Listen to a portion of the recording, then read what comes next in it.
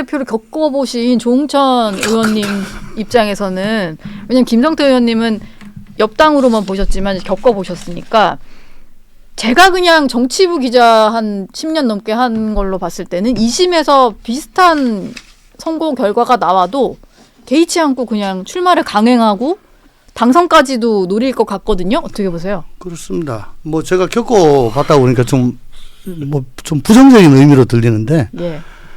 저하고는 이제 사시동기 연손 동기죠. 그러니까 그러세요? 1987년부터 알아왔던 사이고 네. 뭐 문영배 뭐 직무대행이나 그 동기 중에 유명하신 분이 많네요. 예, 다 우리 동기입니다. 예. 다 우리 동기인데 어쨌든 지금 저 민주당은 이재명 유일 체제로 지금 됐기 때문에 뭐 딴 사람들은 잘 안 보이잖아요. 예. 그래서 뭐 항소심에서 뭐 그대로 항소 기각이 되건 말건 그냥 그대로 갈 겁니다. 다만 대법원 확정 판결 없으니까 그냥 계속 간다라고 할 건데 2월 26일 날이 이제 결심 날짜라고 그랬잖아요. 네. 그날 결심이 된다고 하면은 방송에서는 뭐 한 달쯤 있다가 선고가 되니까 3월 말쯤이 될 것이다라고 하는데 원래는 2주입니다. 2주. 원래는 2주고 뭐 좀 오래 걸리면 3주인데 요즘 들어가지고 한 달 있다가 뭐 하고 이런 것들이 많아졌어요. 네. 근데 아까도 말씀드렸다시피 조희대 대법원장이 이거 633 맞춰라 라고 했기 때문에 한 달까지는 가지 않을 것이다.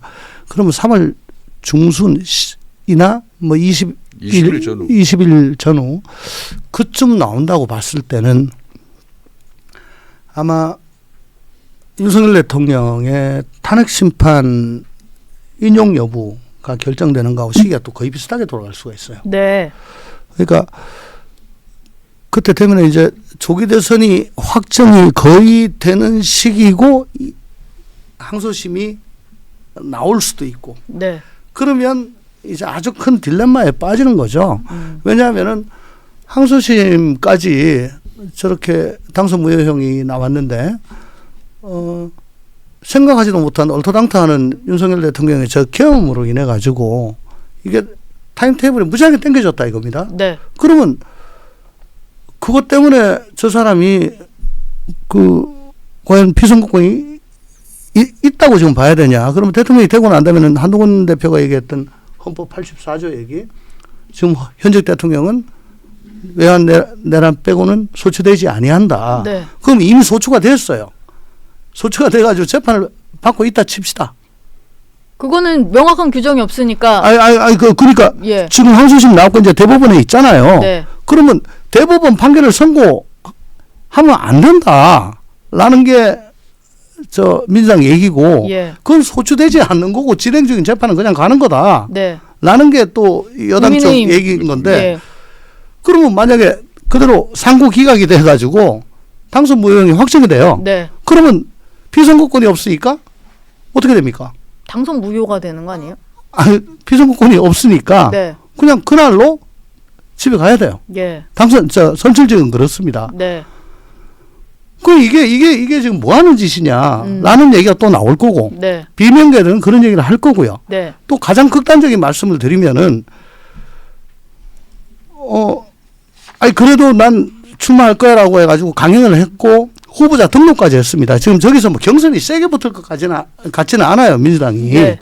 뭐 형식적으로 하든가 안 그러면 아예 추대되는가 그렇게 되지 않을까 싶은데, 후보 등록했는데 그 이후에 대법원에서 당선 무효형이 선고가 됐다.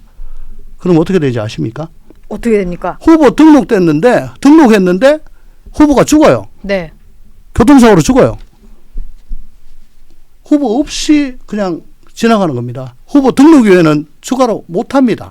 아, 그러면은 민주당 입장에서는 후보 없이 이제 대선을 치러야 되는 상황이 극단적인 경우. 근데 예. 비명들이 그런 것까지도 얘기를 할 수가 있을 거예요. 예. 지금 그 슬슬 비명계들이 목소리를 내고는 있잖아요. 그건 좀 어떻게 보세요? 너무 늦었다라고 보이십니까? 아니면 지금이라도 시작이 됐으니까 이게 그러니까 조금 이제 본격화될까요?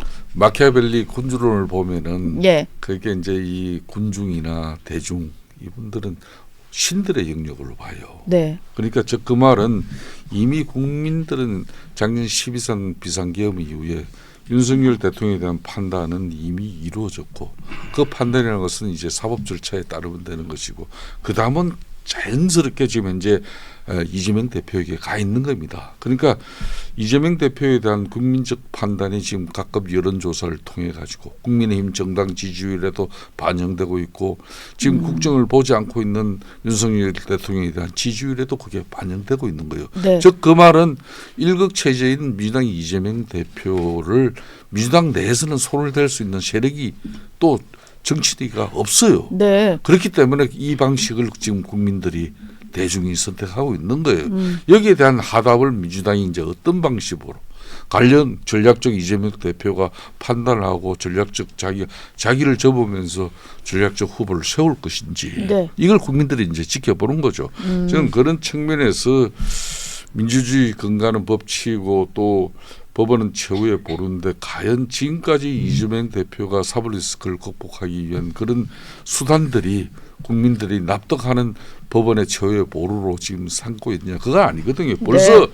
항소심 결과가 나오기도 전에 위헌법률심판 제청을 통해 가지고 이미 이 자체를 갖다가 그냥 대법까지도 그 사이에 또 단계를 만드는 겁니다. 네. 그렇게 해서 벌써 이미 자기는 대선 후보로서의 그 지위를 공고히 유지하겠다는 그런 전략을 세워놓고 있거든요. 네. 그런 측면에서 자 이런 민주당을 계속 이재명 공격을 하고 뭐 이재명의 어떤 뭐 민주당 정치에 이런 거 과연 지금 집권당 국민의힘이 어떤 전략적 사고와 판단할 거냐. 저는 어제 윤석열 대통령에 대한 검찰 기소를 시점으로 그동안 이제 자유우파론적인 입장이었다면 앞으로 네. 중도 확장론으로 이제 당의 분위기가 좀 일정 부분 전환되면서 네. 중도 무당층을 이렇게 지향하는 그런 당의 메시지 스피커를 털어낼 건지 계속해서 윤석열 대통령 공수처의 부당한 수사에 의해서 그리고 체포영장에 의해서 그리고 법원에 의해서 이런 불법 부당한 네. 수사 재판 예. 모두 다 중단해라 이렇게 나올 건지 심각한 고민을 해야 됩니다. 이제는 이제 그런 대통령 수사에 불법 부당한 얘기 하지 말고 민주당에 맞서서 좀 어떤 식으로 우리 당이 나아갈 모습을 보여줄지를 이미 해야 국민들이 된다. 반응하고 있지 않습니까? 예. 박근혜 대통령 때 탄핵 당시에 네. 국민의힘 당시 그때 새누리당 정당 지지율은 금방 10% 이하로 떨어져 버렸습니다. 네. 지금은 그런데 심지어 40%대를 넘기는 지지율을 보내고 있어요. 지금은 좀 상황이 다 있죠. 그걸 뭘 네. 의미하겠습니까? 박근혜 대통령 탄핵 시에 그 일방적인 선전선동에 의한 탄핵 이거는 잘 대응하라는 거고 네. 또 이 윤석열 대통령의 12상 비상계엄에 대한 이런 정말 오판이라 하더라도 네. 그 기재의 배경에는 이재명 대표의 제1당이 입법 권력에 과도한 폭거가 있었다. 네. 여기에 대한 국민들의 올바른 판단이 이루어질 수 있게끔 국민의힘 니네들이 정신 차려라. 네. 이 메시지예요. 아, 그러니까 거기에 부응을 해야 된다. 이런 저는 말씀이신 그렇게 것 봅니다. 같고. 예. 조홍천 의원님이 얼마 전에 뭐 이게 기자들이 취재를 잘해서 나온 거긴 한데 우원식 국회의장과의 모임에서 튀김 소보로론 아주 재밌는 얘기를 해주셨어요. 근데 왜 당내 개혁신당 이준석 의원도 대선 주자인데 우원식 의장만 만나신 겁니까? 아니 뭐 윤석 대표 데리고 뭐 우원식 거기에 갈 수는 없는 거죠. 예.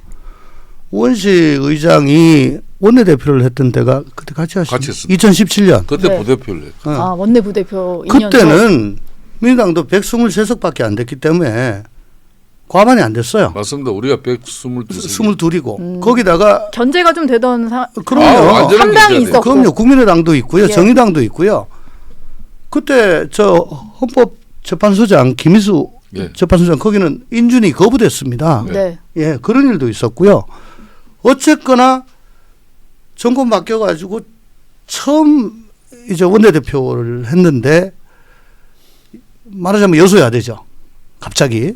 그래서 그때 저희들은 그래도 저 당시 새누리당 의원들 만나가지고 뭐 설득도 하고 또 우리 저 의원들 그때 저 관리하느라고 무지 고생을 해가지고 그 이후에 비정기적으로 간헐적으로 만나 왔었어요. 네. 뭐 부부 동반도 예. 하고 뭐 여행도 같이 가고 그렇게 했는데 어쨌거나 그 모임이 있다고 나오라 그래서 나도 오라고 의장님이 전화가 와가지고 나 뭐 탈당했는데 그러니까 자기도 탈당했다고 그래서 네. 아니 나 지금 빠지도 아닌데 그러니까 빠지 아닌 사람 반대다. 뭐 더 이상 거부할 명분이 없어가지고 어쨌든 그 어른이 저 보자는데 그 끝까지 그럴 수 없잖아요. 네. 가가지고 이제 만찬을 하는데 건배사가 돌 거 아닙니까? 근데 그날 호스트가 우원식이고 뭐 제가 기왕에 하는 김에는 또 뭡니까 뭐 우원식 만세하고 뭐 우원식 찬양하고 그런 사람은 아니잖아요. 예, 그런 캐릭터 아니시죠. 예. 어쨌거나 니네 당 지금 보면 개딸전 제주위에 이재명 유일체제 딱 해가지고 이게 민주정당도 아닌데 이제 지금 조국 대선이 올지도 모르고 어쩌는 한데 그래도 이제는 좀 깨고 일어나가지고 국민들한테 선택권을 좀 줘야 될 거 아니냐. 지금 뭐 하는 거냐. 네. 그 얘기예요. 튀김 소보로도 팔아야 된다. 예. 예. 뭐 반타롱 부추빵도 있고요. 예, 부추빵 저는 그걸 더 좋아하는데. 예, 티소구마도 있고 많이 예. 뭐 맛있는 거 많습니다. 네. 근데 튀김 소보로만 파니까 네.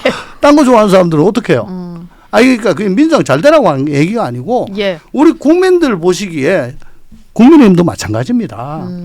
지금 얼척없는 두 세력들이 예. 얼척없는 짓을 하고 있어요. 지난 대선 때 한 명은 당선되고 한 명은 0.73%로 낙방을 했습니다만은 그 연장전에 지금 승부 차이까지 지금 가고 지금 이 보기 싫은 빌런들의 이 대결을 갖다 계속 보고 있잖아요. 그게 뭡니까? 양당제, 적대적 공생관계의 양당제, 승자 독식. 민주당이 의회는 이겼으니까 여의도 권력 독점하고 저 행정 권력은 0.73으로 이겼으니까 윤석열 대통령이 독점하고 그래서 의회 권력과 저 용산 권력이 정면으로 충돌하고 이게 교착 상태 빠져가지고 꼼짝도 못하는데 계엄이라는 걸 터뜨렸잖아요.